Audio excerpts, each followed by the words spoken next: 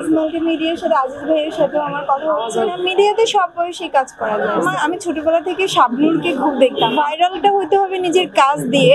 আমি অ্যাকচুয়ালি নতুন অভিনেত্রী, নতুন মডেল হিসেবে আমি নাটক করেছি। আমার মুভি একটা অলরেডি সেন্সর আছে, সো ভেরি সোন এটা সিনেমা হলে মুক্তি পাবে।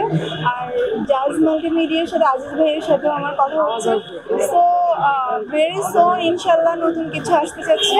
আর আমি নিজেকে আরো বেশি ফিট করছি, নিজেকে গ্রুমিং করছি, সো ভালো কিছু হবে, দেখতে পাবে। আমি মিস ইউনিভার্স বাংলাদেশে পার্টিসিপেট করেছি 2019-এ। ওইখান থেকে আমি আস্তে আস্তে আমার মডেলিং স্টার্ট করা। দেন মাঝখানে আমার পড়াশোনার জন্য আমি LLB শেষ করেছি, এখন জাজ কোর্টে আছি প্র্যাকটিসে। সো এইসবের কারণে আমি কিছুদিন ব্রেক নিয়েছি। এখন যেহেতু আমার পড়াশোনাটা আলহামদুলিল্লাহ অনেকটাই আমি ডান করেছি, সো এখন ফুল টাইম আমি মিডিয়াতে ফোকাস দিতে চাচ্ছি। মিডিয়ার আসলে পারফেক্ট বয়স বলতে আমি বুঝি না। মিডিয়াতে সব বয়সী কাজ করা যায়। আমি ছোটবেলা থেকে শাবনূরকে খুব দেখতাম। আমার শাবনূর ম্যামের অভিনয়, তার ড্রেস আপ, তার সব কিছু আমার খুব ভালো লাগতো। ইভেন আমি এখনও, এই যে 2025 সাল চলে, এখনও আমি ওই শাবনূর ম্যাডামের অভিনয়, ওনার অ্যাক্টিং, ওনার সব কিছু ওইখানেই পড়ে আছি।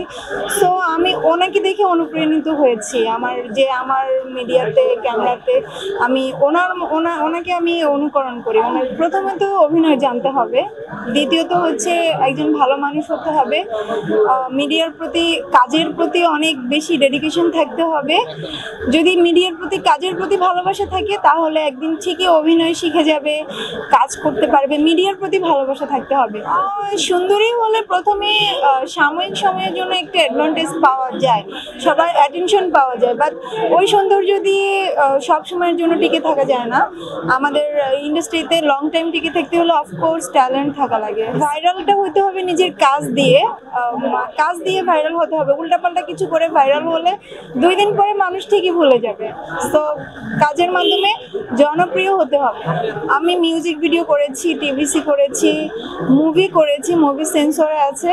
আমার মিডিয়া বেশি দিন না, আমি 6 মান্থ হবে আমার মিডিয়া লাইফ।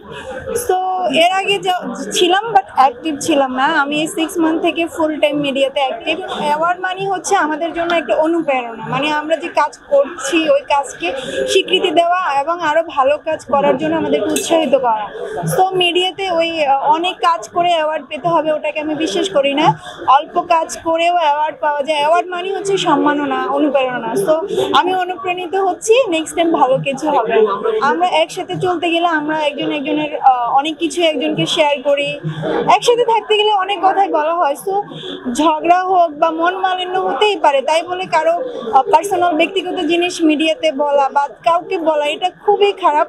আমি চাই এটা যেন কেউই না করে। শত্রু হয়ে গেলেও কারো পার্সোনাল লাইফ নিয়ে ঘাটাঘাটি করা বা তার ব্যক্তিগত কথাগুলো পাবলিক করাটা এটা একদমই ঠিক না। অ্যাকচুয়ালি এক একজনকে এক এক ধরনের ব্লেম দিয়ে আটক করা হচ্ছে। এখন কিছু আছে হয়তো দোষী, কিন্তু কিছু আছে যে আমি মনে করি, আমার ব্যক্তিগত মতামত, যে তারা নির্দোষ। কারণ হচ্ছে আমি মনে করি শিল্পী মানে আমাদেরকে নেগেটিভ পজিটিভ দুইটা ক্যারেক্টারই প্লে করতে হবে। সো আমরা নেগেটিভ ক্যারেক্টার প্লে করছি তার মানে এটাই না যে আমাদের পার্সোনাল লাইফে ওই ক্যারেক্টারটাই প্লে করছি।